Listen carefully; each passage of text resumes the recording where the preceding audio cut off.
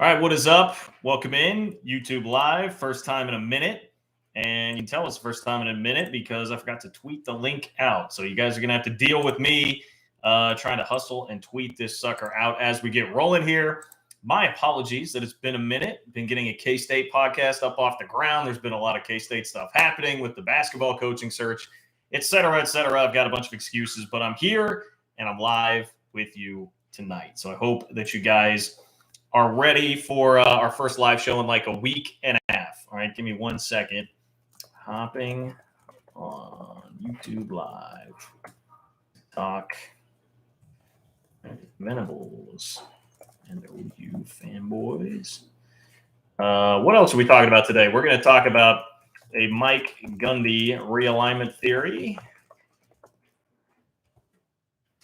and some Big 12 hoops. Here we go. All right, got the link tweeted. We are here. We are ready to go. BR, thanks for starting this one off on a great note. What happened with Brad? What happened to Brad? Really, I guess it should be what happened with Brad if you're talking about K-State. Thank you for the reminder there, BR, that K-State did not get Brad Underwood as its head coach. I am still pretty happy with the end result in Jerome Tang, who is the head coach of the Kansas State Wildcats today. But, what happened with Brad is that K-State got played, man. K-State got played. Brad Underwood got a six-figure raise. He got a $500,000 annual raise out of the whole deal. And the way it all went down, he initiated contact with K-State. K-State did pursue it. They came up with a couple of offers. The goalpost kept being moved. K-State was not going to match the money, obviously, that Illinois put out there on the table. And that's how it goes. But K-State had a nice backup plan, and they did wind up getting Jerome Tang from Baylor. I'm still pretty excited about where the program is going. That's what happened with Brad. I digress. BR, thank you for being in here. Ron, thank you for being in here. I see that you are here as well. As people file in, we'll get a little bit more going here. I will remind you guys you can donate by clicking the $sign below the chat box where it says say something. Man, it has been a while since I have said that. Wolf58, what's up, Wolf58? I miss you, Wolf58. Good to have you back as well. Yeah, like I said, I'm going to try and be more active now that I've got this podcast up and rolling with KCSN for K-State. We'll see how that goes. But I popped in today and I was like, man, we've actually got like a bunch of realignment stuff coming here. I saw a study in the Tampa Bay, what is their newspaper called? Like the Tampa Bay Times. Okay, Tampa Bay Times. I wanted to say Tampa Bay Times, but I wasn't sure. The Tampa Bay Times did like a scientific study on conference realignment and whether or not it actually works, whether or not people are actually happy with it, whether schools wind up being happy and satisfied with it. That is very interesting. Mike Gundy thinks that something is happening in 2024 or 2025. So there is that angle to talk about. We are going to open up with like one of my go-to topics here. And I say it all the time, Oklahoma fans, man, Oklahoma fans, you keep bringing this on yourself. There are more and more Oklahoma fanboys in the media now that we just see like not being able to resist any kind of urge at all to take some dumb little shot at Lincoln Riley that comes across looking so petty. And like you guys still aren't over the breakup. I would have thought by now, like Oklahoma fans would have been on Tinder, fire up the old Hinge, maybe Bumble, although I don't seem to have as much luck with Bumble, so I wouldn't really suggest that, Oklahoma fans. But hey, if that's the route that you want to go, if it'll make you happy, give it a shot. I would suggest you do something because right now, still way too much jilted lover stuff going on with Oklahoma and Lincoln Riley. So we'll talk about that because Oklahoma media fanboys apparently think that coaching linebackers is unlocking the key to Brent Venables being a successful head coach. So there is that. There are basketball topics to talk about here, including Kansas, good chance to win a national championship in the Final Four. I actually do think that the Jayhawks stand a very good chance to win the national championship, much to my chagrin. As much as I do hate it, I think that is very, very possible. I had a comment on the last video I did about Houston and that, hey, I should be giving Houston more love for what they did. That was when Houston was in the Elite Eight. They did go down and didn't make the Final Four, but still a hell of a run for Houston. So I've got some flowers to give out to Houston here. They always say you got to give somebody their flowers, right? Well, I'm ready to give Houston their flowers for what they did. Some Texas Tech. They continue to humiliate Texas in really every single fashion possible, and I appreciate that about the Red Raiders. talk some Baylor basketball as well. There are obviously a lot of crossover storylines happening between Baylor and K-State with the Wildcats hiring Jerome Tang as well. So like there's a lot on the docket. It's a fairly dull time right now, I would say, in general for the content of this channel. Now, like the tournament has sort of fleshed itself out. We do have Kansas still to watch. I'm not sure that there's a ton of Kansas viewership here, and I'm not sure the rest of the league really cares all that much other than hoping that Kansas doesn't win the national championship. But hey, we're going to make the best of it. We're going to talk. We're going to talk it all out. We're going to have some fun. So hit me up in the chat, those of you that are here. Once again, if you can like the video, if you're here, it doesn't cost you a cent. I would really appreciate it. That always helps me out as well. So, all right, let's get off and running here. This was the tweet kind of heard around the sports world this week from Lee Benson, it's Lee Benson News 9 on Twitter. Go Lee Benson. He works for an Oklahoma City TV station. He is an OU grad, as is evidenced by his Twitter bio, which will not surprise you. He tweeted out a video. So Brent Venables has been doing some actual like open practices, which, as I understand, was not something that was happening with Lincoln Riley. Remember last year you had the kid from the Oklahoma Student newspaper that like climbed up on an adjacent building to look over into Oklahoma practice and figure out that Caleb Williams was actually playing quarterback and not Spencer Rattler. So it's a totally different environment. And let me say up front, like I understand how this happens to a group of media members, that they become a little bit more enthralled with this, that they become very excited by this, the fact that they actually have some access, because I experienced that exact same thing. Bill Snyder at K-State, very famously, just locked everything out.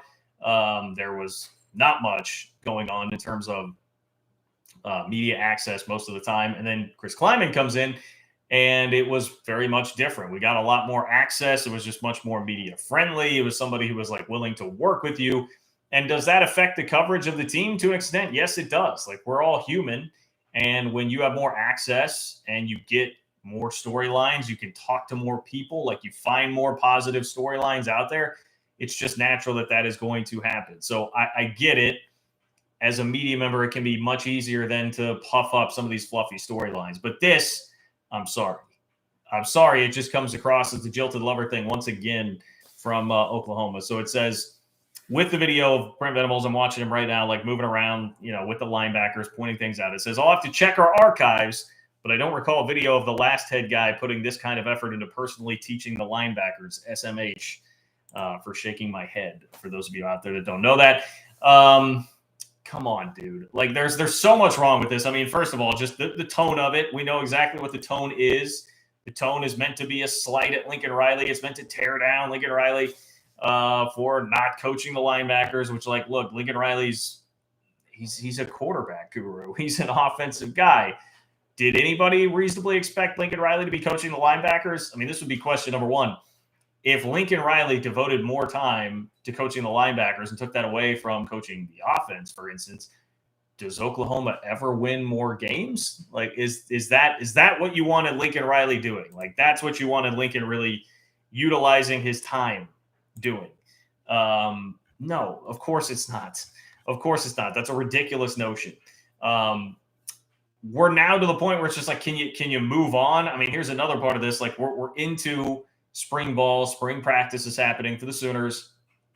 Do you really need to be continuing to harp on the guy that used to be there as opposed to the guy that is there and throwing backhanded jabs at Lincoln? I mean, it's just so apparent that the emotion is still very, very, very raw among those who cover the Oklahoma program, and obviously the fans as well. And certainly the media generally is going to be a reflection of the fans in some form or another. The other part of it is, it's like, look, that is like a 10-second clip of a guy working with the linebackers in what he knows is an open practice. So what do we as media jabronis really know about what is going on there and like what is being coached there, and whether or not that's some revolutionary thing that's happening with Venables coaching those guys, or if it's just, I mean, it could be something totally for show. You just don't know, because we're a bunch of media jabronis. I equate it to, I always find it funny, like kind of comical that, we do this AP, the Associated Press, all Big 12 teams, and you have all of these writers like judging offensive line play. It always cracks me up. Like, what the hell do we know or see that can like legitimately judge offensive line play? Like what we know is who is supposed to be good. We know who the hot names are out there that are supposed to be good, and then they just kind of get recycled, and everybody assumes that they're good, and et cetera, right? Like we don't know enough to actually judge offensive line play typically. So I think this is kind of the same thing. Like I'm guessing Lee Benson doesn't really know that much about what exactly is going on with the linebacker coaching here. But the bigger point and the biggest point in all of this is like why does coaching linebackers equate to head coaching success? I mean, that's never been a part of anybody being a successful head coach. It certainly has never been in question with Venables. Like we know that Brent Venables can coach linebackers. We know that Brent Venables can coach defense. You know, there was a follow-up tweet here from Benson that was more of Venables working with players, and it says, whoa, it would appear one-on-one instruction from the new Sooners head coach is not limited to just linebackers. Evidence suggests the defensive line has his focus as well. And it's like, look, man, you can show me any clip at all of Brent Venables working with the defense, and I will just say, yeah, I'm sure that's being done well. I'm sure the defense is going to be better. I have never had a doubt that Brent Venables could coach defense. That's why he was the highest paid defensive coordinator in the country, because we know the guy is a defensive guru. The question here, and the reason that I've been very skeptical about this hire and why I continue to make enemies, it seems like, in Norman, is that I don't know that translates. I certainly have my doubts that translates into being able to handle everything that you have to handle as a head coach, which is much more being a manager of egos, like a manager of personalities, a manager of people, knowing what buttons to push when, big picture recruiting decisions, having to work somewhat with an offense, which has not obviously been the forte when you're a defensive guy and a defensive coordinator. So those are the questions that need to be answered about Brent Venables. Like seeing a clip of him working with linebackers proves absolutely nothing to me or anybody about his ability here. So I just, it's like it almost makes the inverse point here of what is being made. Like I look at that and say, again, it's a little clip from practice. I have no idea what's happening most of the time when doors are closed, the media is not in there. There's a lot that can go on.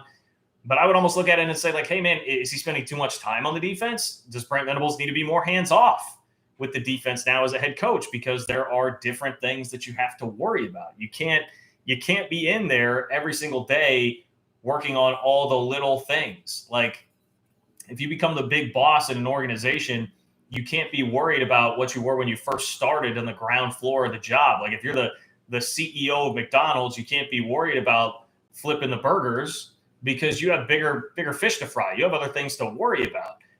Nobody's really doubting that you can flip burgers if you started at that level and you worked your way all the way up to CEO, but that's not, if you're spending your time doing that, that doesn't mean that you're doing a good job being the CEO. So like that to me is the whole problem here with this idea, or like, oh man, look, we got a coach that works with the defense. It's very clear. It's very clear that Oklahoma fans are still very hurt. It's very clear that anybody associated with Oklahoma is very, very hurt. And I did see that Wolf58 says the funny thing is no one outside the Oklahoma fan base cares about the Sooners' feelings. Lincoln Riley sure doesn't. He doesn't. Or nobody really does, I suppose. But it's just kind of embarrassing at this point. You just look at it like, why is this still happening? And I see Max Forrest, Kurt's right out of the Cowherd playbook. Let's just troll Oklahoma fans. That's so unbecoming. I don't like what is more unbecoming, like me and everybody else talking about this and dunking on this, or like Oklahoma fans and media members continuing to do this. Like, I don't want to come and talk about Brent Venables, but that was like the most interacted with tweet I saw on my timeline the entire week, because it's just such an obvious like jilted lover thing that everybody is not over. I mean, this is a guy with like 2,000 followers, and all of a sudden he's getting hundreds of thousands of engagements with these tweets, because everybody is looking at it and realizing how ridiculous it is. So I don't know, Max. I mean, I would just say fix your own, dude. I assume you're an Oklahoma fan. Fix your own. Like, control yourself. Control those emotions. Chill out a little bit. Understand that it's over, man. Like, the breakup breakup happened. It's done. She's moved on with somebody else. Delete her off Facebook. Stop thinking about it. Again, as I said, like, hop on Tinder, man. Start swiping right. You're Oklahoma. You can find some hotties out there. You're going to do okay. That's the move that needs to happen here, instead of continuing to absolutely harp on this. It's pretty ridiculous. And it just, again, the part that's always been intriguing about it to me is it's just like, look, they are just like everybody else. Oklahoma fans are just like everybody else. I had a buddy of mine who works at a radio station in Kansas City text me and was like, man, Chiefs fans wouldn't react this poorly if Patrick Mahomes bailed on him.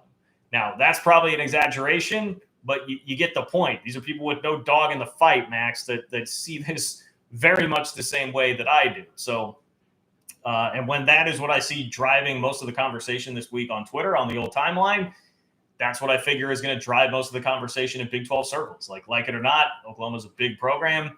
Oklahoma has a lot of eyeballs on it. Oklahoma also has a lot of people that are pretty pissed at them for leaving the Big 12. So it's going to drive a lot of the conversation. Boom to the Sooners in here. I swiped right before Lincoln left, saw Venables, and asked for the number. Very good, Boom to the Sooner. Very good. You go get that number. I know, well, Boom to the Sooner, I think what you originally did is you swiped right on Bob Stoops, right? You wanted Stoops, and Stoops was like, well, I'm taken, but here's my friend. He set you up with his friend. So I think that's really how this all worked out. And, hey, again, we'll see how it's going to actually play out on the field. I will admit, I feel like there's so much invested at this point by both sides of like Oklahoma fans and people who support Venables and everybody who's kind of been on the other side, like trolling. There's a lot invested. There are a lot of chips on the table about whether or not he's actually going to be a good coach. So I am incredibly fascinated by what it's going to actually look like out on the field. I'll give you that. I will give you that. My eyeballs are going to be glued to it, not just because it's Oklahoma as a program, but also because I have invested a lot in here and being skeptical about this. And I feel like in today's day and age and the way that the conversations always go, you have to, this is probably a bad thing with society, maybe not as bad in sports as it is in the rest of life, but you just get driven to opposite sides. So you can't just be like, well, I certainly have some doubts about Brent Venables. Everything has pushed the conversation to I now have to be well, I think Venables sucks guy, which I don't think is the case, but I do think Oklahoma stands to slowly erode over time as a program, especially when they go into the SEC. And I just know that it's very clear what the temperature is still around Norman here. And if you were so confident in Venables being the guy and that was really going to work, why would you need to keep bringing up Lincoln Riley? Why wouldn't you just take your guy and be happy with it? Insecurity always comes out in those who are the loudest or have to proclaim it the most. If you're having to blast pictures, we all know those people on Facebook who are blasting pictures every 2 seconds of their significant other. I generally tend to think that's probably not a relationship that's going to last. That's probably not somebody that's in the healthiest of relationships, because you feel this need to put it out there on social media all the time instead of just being very secure about it yourself. And that's the vibe that I get. That is the vibe that I get. Boom to the Sooner. I wanted Stoops, but he only gave me one date. Yeah, he did. He gave you one date. It was a hell of a date, wasn't it? In that bowl game, it was a hell of a date. By the way, I saw this today too. This really piqued my interest. So apparently, Oklahoma hired Ryan Young, who is a former K-State offensive lineman. I just happened to click on this Oklahoma social media video, and I saw it pop up where Ryan Young was there, and his title is the Senior Director of Soul Mission. The Senior Director of Soul Mission.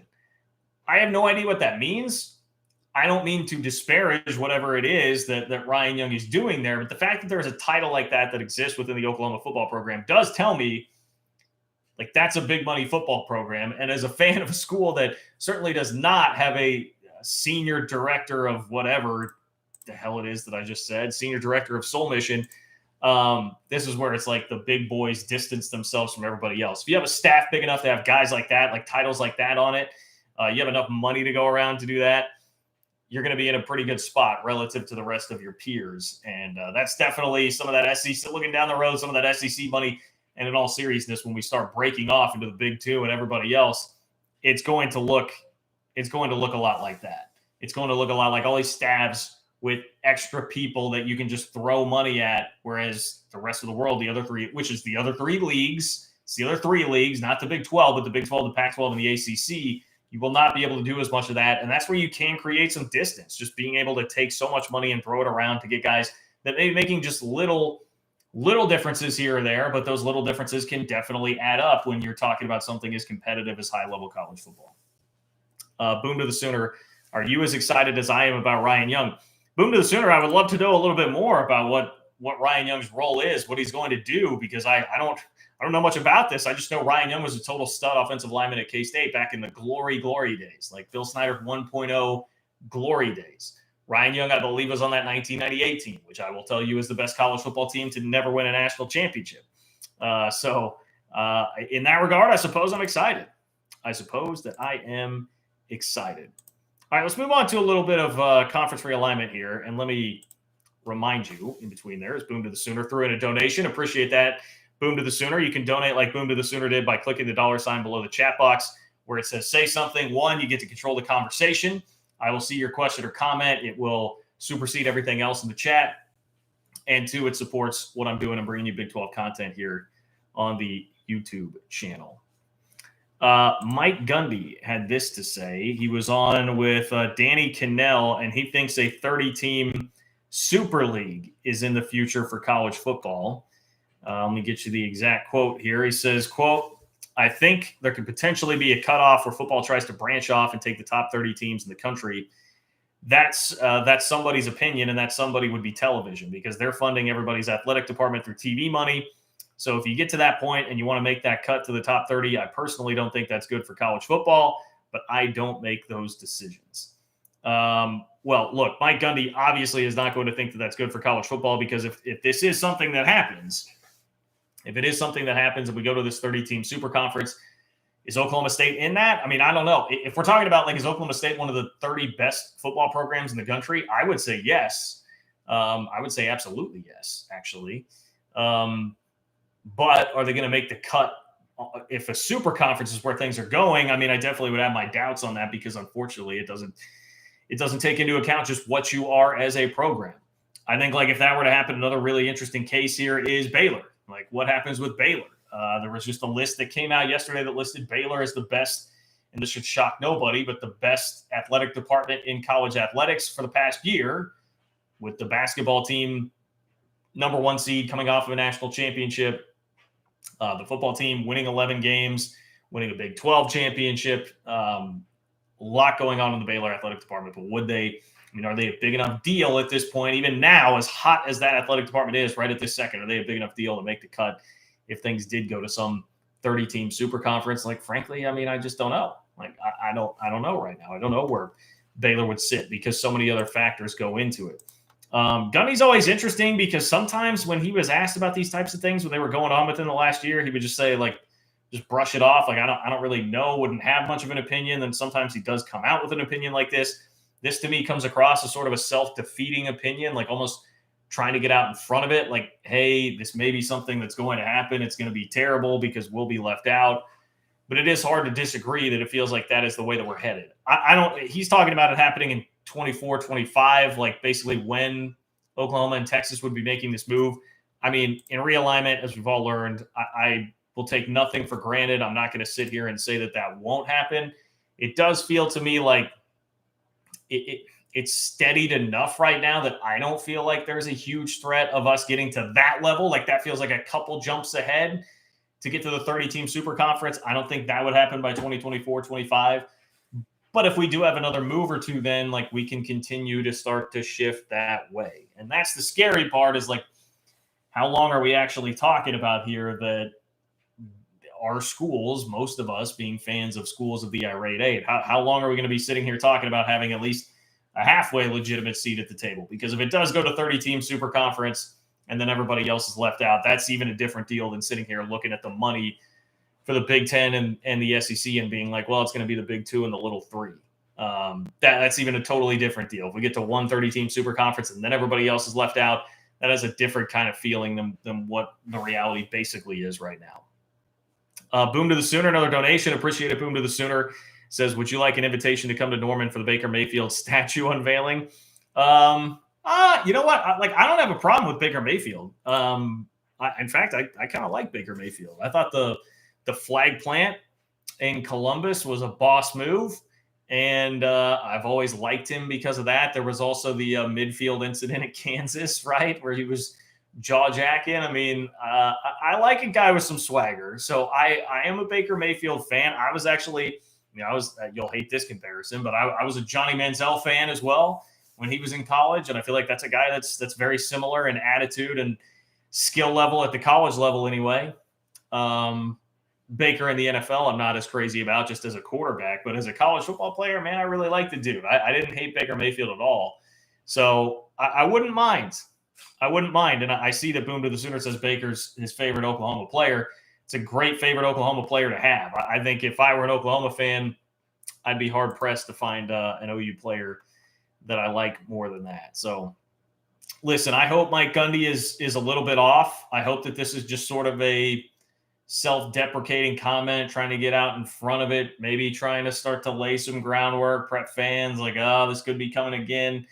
I do think there is something to it. I don't think it will be as accelerated on the timeline that he is projecting there. Certainly hope that he is a little bit out in front there on that.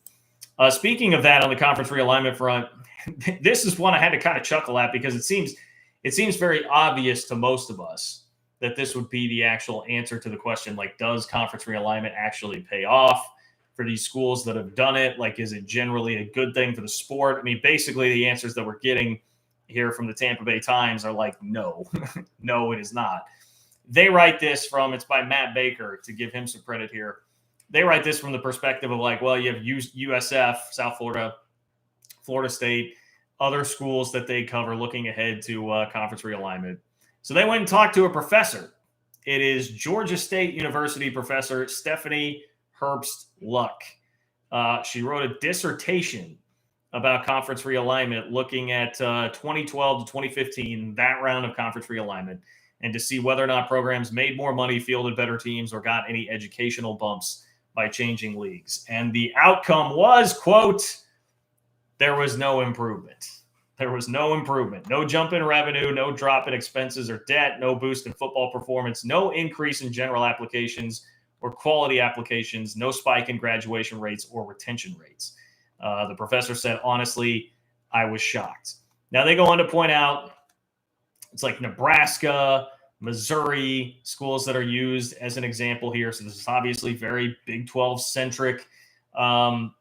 And I think all of us knew already, like nobody had to tell you that Nebraska fans, Missouri fans will be sitting here saying like, have we really gained that much other than like feeling the sense of security, right? I mean, I think just being in the two conferences that are drifting away from everybody and exploding into the stratosphere financially, that is a part of this that makes a huge difference. Like that's the reason Missouri is where Missouri is. And like K-State, I mean, I'm here in the Kansas City Metro where it's Missouri, KU, K-State and KU having to sweat it out a little bit more, whereas Missouri is not, because they are in the SEC, fledgling as they may be in that conference.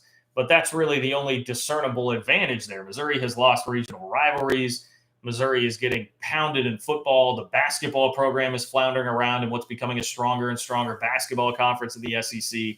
Like there's not a whole lot that you can point to tangibly and be like, man, those were good moves for those folks. So it did not surprise me to see that at all from the Tampa Bay Times. But the problem is, like, if you're looking at it and trying to analyze it for this next round of realignment in like Texas and Oklahoma, I just don't think that really applies. Now, yes, I do think there's a good chance that Texas and Oklahoma, I mean, Texas obviously we think is going to struggle in the SEC. Oklahoma, I can certainly see dropping off into becoming like an 8-4 type of program in the SEC, which will have ramifications. But at the same time, like, you are making a jump to such a giant entity, such a powerful entity in the SEC, and leaving so much behind in your wake. These other three conferences pushing toward a 30-team super conference, like there are still, to me, benefits that just way outweigh any kind of disadvantages you'd be talking about from a losses standpoint, from if it's not going to be more enrollment, all those other things. Like there are definitely tangible benefits here that to me outweigh the negatives. As much as I hate to admit that that's the reality, that is the reality. So I don't know. It feels so different. Like the dynamics of it all feel so different now than it did back in 2012. Stakes being higher, money being higher, very clear line in the sand drawn between the haves and the have-nots with the Big Ten and the SEC and everybody else. That it feels a lot different to me than it did then. So, the paper's great. And if you want to use that as some kind of, holding it up against the teams that are trying to leave right now, I mean, like, that's fine. I'm not going to get too crazy with that. I'm not going to get too involved with that because the reality is we all know why Texas and Oklahoma are doing it. Those reasons do make sense. Hate them as we may. They do absolutely make sense. So it's hard to crack on them too much from like saying, hey, you guys are making a bad decision here. That's really what it is. I would not take that article to then drop it into Texas and Oklahoma's laps and be like, look, here's the definitive proof. You guys are doing this wrong. You guys are making the wrong choice. I would not say that. Boom to the Sooner. Do you think it's possible that OU gets better via better recruits in the SEC? I don't think the difference in recruiting would outweigh the upping of the level of competition. Like, I think you're taking so much, you're entering such tougher waters to swim through that I don't think the added boost of recruiting, which Oklahoma's already at a really high level, I don't think it's going to make enough of a difference to offset that. Maybe that's not a great way of putting it. Like, if we're talking about a scale here and you're balancing things on a scale, I think you're dropping more on this side of the scale, which is level of difficulty of playing in the SEC, and that's going to weigh you down, even if you're adding a little bit more here on the other side of recruiting. I still think the balance, it tilts more this way in terms of being tougher in the SEC. I understand why Oklahoma fans would think that. I think that has to be your angle. I think that has to be the hope. Texas has certainly floated that out there. Like, we want more fan excitement. We don't like playing these games against KU that we lose, by the way, at home in Austin. We lose those games. We don't like to do that. We would rather have exciting games and more fan engagement. And like, okay, I mean, we'll see if that works. We'll see if that works. Maybe you get Arch Manning because you're going to be in the SEC, and maybe that does elevate things. Perhaps. I have my doubts. I still think you're going to get trampled in a lot of the problems and warts that are already there. Certainly the Texas program will be amplified even more in the SEC. And I think some of the warts that are there in Oklahoma's program right now, especially with Venables as opposed to Riley, are going to be amplified in the SEC. But if I were an Oklahoma fan, that's what I would be telling myself. I mean, that really is that's how you try and sell it, right? If I'm Joe Castiglione right now, I'm trying to sell it like, look, we've got a program guy. Swear to God, how many times have I heard that? We got a program guy as our head coach, blue collar, not afraid of anything, not afraid to lead us into the big bad SEC. We're going to get better recruits because we get to put that SEC patch on our uniform, and it's just going to elevate everything that we do. We're going to have more money, more resources, better recruiting, and a coach that's a better fit right now that ain't scared. That's definitely the sell if you're Oklahoma. I just don't think it's the angle in the sell that's going to actually win out. Am I seeing a Texas fan in there saying we don't even want Arch Manning? This guy isn't even up on recruiting. We literally already have our QB for next year. Dude, I mean, I'm well aware that you guys have Quinn Ewers, but Texas is very much still recruiting Arch Manning. I just saw a picture on Twitter yesterday of Arch Manning in the Texas locker room. Like, Texas is still in the mix for Arch Manning. Like, I don't boy. Why are you guys here? Like, Max Force and Tijuana, like, why are you guys here? Okay, Tijuana says, I thought you meant OU. Well, shoot, dude, like, Oklahoma, you guys should absolutely take Arch Manning. You're telling me you'd rather have Dylan Gabriel than Arch Manning? Or is this a different quarterback that we're talking about here? You would take Arch Manning if you're Oklahoma. Believe you me, you would take Arch Manning if you're Oklahoma. Hey, Tijuana, your meandering crying is confusing. Listen, dude, I don't enjoy listening to meandering crying, so I don't know what exactly you're doing here, but I do appreciate the clicks and the view that you're supplying money in my pocket for there, Tijuana. So thank you for adding to my pocket by being somebody that supports meandering crying. That's very, very nice of you. Very, very nice of you. Okay, what's next on the list here? Well, I did have a point here about DJ Graham, an Oklahoma defensive back, who threw a little shot at Oklahoma's old coaching staff, his old DB coach. But, I suppose we'll cruise on by that because I've talked plenty about that.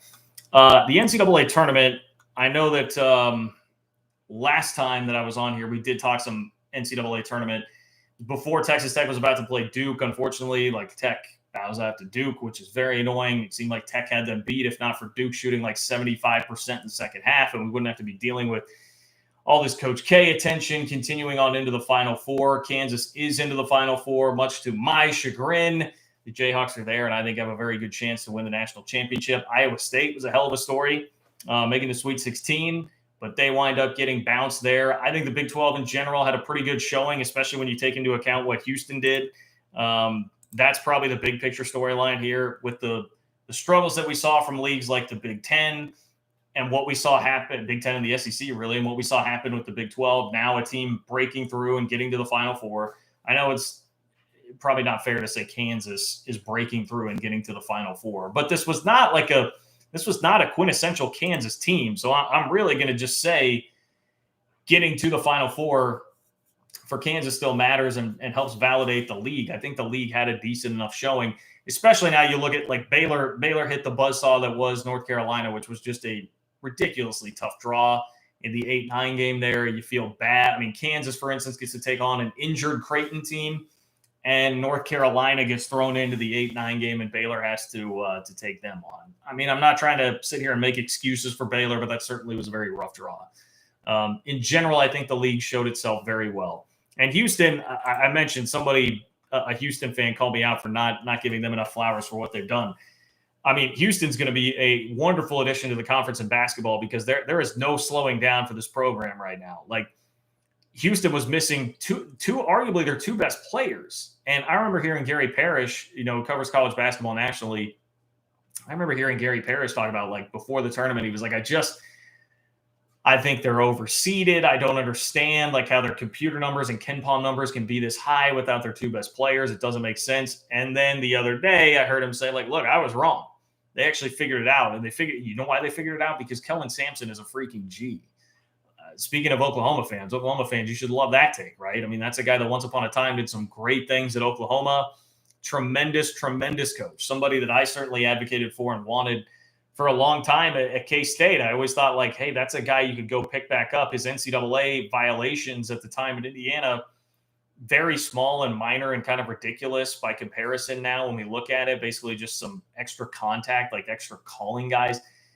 Very, very minor stuff. This was not like Will Wade. This would not be like rehiring Rick Pitino. It's nothing like that. I felt like this is kind of your Bob Huggins type hire. K-State once upon a time hired Bob Huggins and got a bunch of extra juice into the program because of it and really springboarded the basketball program into something respectable over the last couple of decades.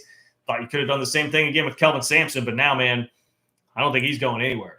I don't think Kelvin Sampson's going anywhere. He's got a good gig at Houston. They've made the Sweet 16 or better in 3 of the last 4 seasons. It's been a Sweet 16, an Elite 8, and a Final Four in that time span. And that was for a program that had been to the tournament once in 25 years before this run with Kelvin Sampson. Like, let me say that again. Once in 25 years for Houston in the NCAA tournament. I'm not even talking about second weekend, getting to the tournament. And then Kelvin Sampson has taken them in 3 of the last 4 years to the Sweet 16 or better to the second weekend. Like, he is a phenomenal coach, an absolutely phenomenal coach, and is going to make the Big 12 even stronger, which I'm not one for the crazy hyperbole about the league in basketball. I think it's very good. I think every year it tends to get a little bit overhyped, especially internally. But I'm not going to lie, dude. You throw Kelvin Sampson into the mix of everybody who's already here, which includes another Hall of Famer today, Bob Huggins. Bob Huggins, we found out, is heading to, according to Shams, one of the NBA newsbreakers, says West Virginia iconic head coach Bob Huggins, collegiate coach for 45 years, a 2-time NCAA Coach of the Year, will be inducted into the Naismith Memorial Basketball Hall of Fame class of 2022. Very happy to see that. And to be honest, I'm very partial to Huggins because of what he did in his 1 year with the K-State program. Took over what had been just a wretched program at that point in time. Had been mired in a decade of just awful, awful basketball. Should have made the tournament in his 1 year in Manhattan, won 23 games. They went to the NIT. They got screwed by the selection committee. I'm still very upset about that. Then took the West Virginia job, had them in the Final Four, has done a great job at West Virginia. He had those super exciting, incredible teams at Cincinnati. He's one of 6 Division I head coaches with at least 900 wins to his name, like Coach K, Boeheim, Jim Calhoun, Bob Knight, Roy Williams, and Bob Huggins, when we're talking about coaches that have hit that mark. So I think it's well-deserved, and I know it's something that Huggins had been kind of perturbed by before, that he had not gotten to the Hall of Fame before this point in time. Extremely well-deserved, and just another feather in the cap for all of these Big 12 coaches that are out there right now. It's going to be a very rough and tumble league. Like BYU, I expect to bring plenty. Cincinnati feels like they have not been, Cincinnati fans, I don't mean to disparage the basketball program at all, but it seems like that's taken a step back, right? I'm sure you'll trade that for the football success that's been happening here. But Houston's going to be a real driving force into just adding another heavy hitter into that basketball conference.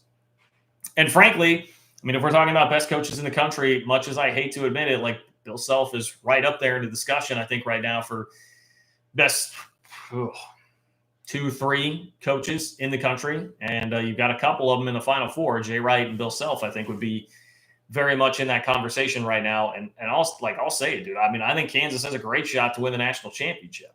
I know Duke is the most talented team there. This has not been like a quintessential Kansas team. This is not their 2008 team that won a national championship. In terms of like the talent that they have and the next level talent that they have, and just the depth of next level talent that team had. You think about the Joel Embiid, Andrew Wiggins team, where Embiid got hurt before the tournament. It's not that level of high-end talent that this Kansas team has, but a lot of this to me comes down to like, what's your matchup in the semifinal? Well, in the semifinal, Duke is about to go play a team that just beat them in their own arena on the biggest night of basically anybody associated with the program's lives, with Coach K being right there, his last home game in Cameron Indoor. And Kansas gets to play another beleaguered team where Villanova is going to be down its second best player, second leading scorer, who had the Achilles injury last round. They have the, to me, easier semifinal matchup, which if you're talking about then odds to win it all, really starts tilting some scales to me in favor of like Kansas has a great shot there. I know Duke is the Vegas favorite. Kansas is not quite there, but I would put Kansas pretty neck and neck with Duke at that point, because I think they have an easier semifinal game and less of a chance that they would get knocked out there in the semis.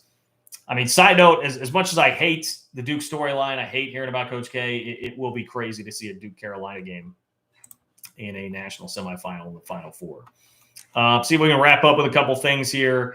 Probably not going to do too much more today. Obviously, it's a little bit quieter. There's not as much going on here today. I'm not seeing as much excitement from all you guys here today in the chat. But if you do want to get in something real quick, you can donate by clicking the $sign below the chat box where it says say something. It'll supersede everything else in the chat and support what it is that I'm doing here on the channel.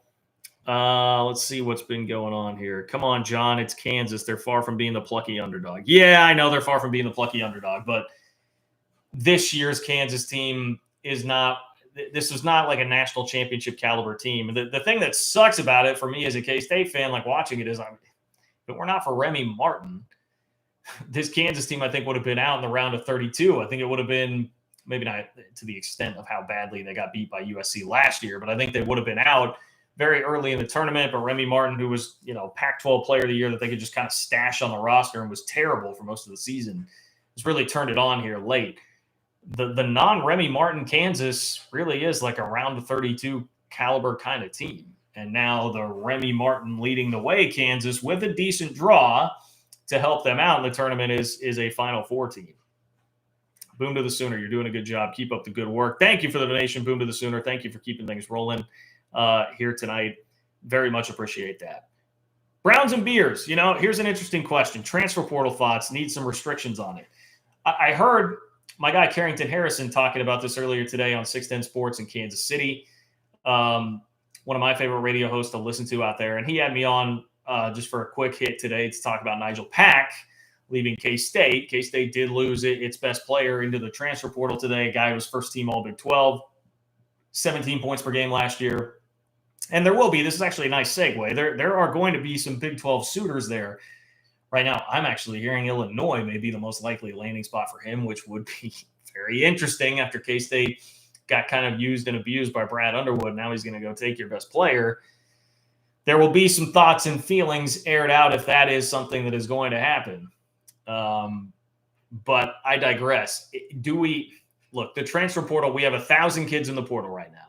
Not a lot of them have found homes. That gives me some hope, and I take some solace in that, being that, like, my squad, K-State, I mean, they're going to have like 10 scholarships, I think, to fill. They need to do the Iowa State thing and do a full kit and caboodle total reboot on the roster this year to come back around and play next season and hopefully have a fighting chance. But is it a little bit out of control? Yeah, man, it absolutely feels a little bit out of control. I just go back to, though, I mean, the real problem here has been the NCAA never trying to budge on any of these issues, whether it's NIL, whether it's the transfer rule, any of that stuff. They have not tried to budge for 1 inch on any of that for decades, and now the floodgates have opened. And yes, like if you open the floodgates, it's going to be crazy. It's going to be a flood. The problem here is, like, what is the solution? Like, what are the solutions that we're going to come up with that make this much better? I mean, right now we are still at the point where it's the one-time free transfer, right? As long as we keep it there where it's just one-time free transfer, like, what other limits can we really put on it legitimately to make it fairly equitable and fair? I think you get your one shot and then you're going to have to sit out. And that's going to be even less appealing these days because it's not the norm. You know, I think it was probably a little more palatable back when that was the norm, that you would have to sit out for a year when you did go transfer somewhere. Now, if you don't the first time, and most people don't, that makes it like even something less likely that a kid is going to be able to stomach doing. So I think there's already at least that as far as a guardrail in the transfer portal. I would just need to hear like a really good theory, a really good pitch as to what it is that you're going to do, how it is that you're going to try and manage that while still being fair to the kids. Because the bottom line is we're also went through the coaching carousel where coaches can up and leave at any second. And I think it's only fair to allow the kids to be able to do that at least once, right? And same thing with making some money off all of this. Do both of those things, like NIL and the transfer portal, seem a little bit out of hand right now? Like, yeah, it's crazy. I can't imagine the coaches. I'm sure it's a headache. I'm sure it's an absolute headache to deal with it. But you know what? With great power comes great responsibility, and with great paychecks comes great responsibility. And those coaches are getting great paychecks to deal with all of it. So, like, I'm bummed that Nigel Pack is leaving. He was supposed to have a meeting with Jerome Tang, the K-State's new head coach, and the family, like, they canceled on it before that could actually happen, and now he's in the portal. That sucks. I mean, I wish there was something tying him to K-State in a way, but at the same time, like, he came and balled out for 2 years at K-State on some awful teams, and then his coach got fired. The entire coaching staff is gone, and most of the roster is now transferring. Like, I can't expect the guy to have to be tied down and stay there. So, you know, look, there's collateral damage. I think it's hurting some high school seniors. I know they feel fairly jilted by this.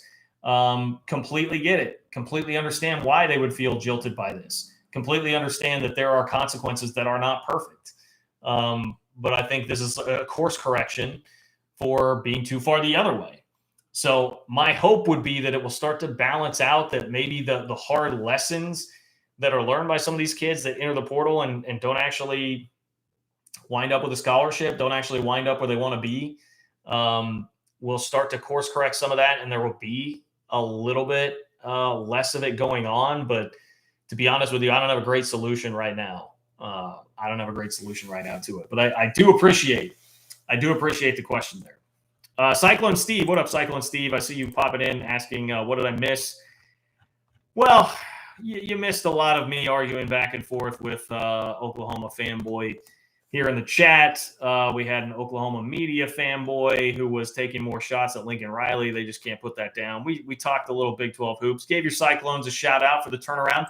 I'll say this, Cyclone Steve, you didn't miss this. What I'll tell you is whatever it is, whatever juju you can give my squad, K-State here, trying to pull off basically the exact same thing that Iowa State did last year, going from a 2-win team to a Sweet 16 team.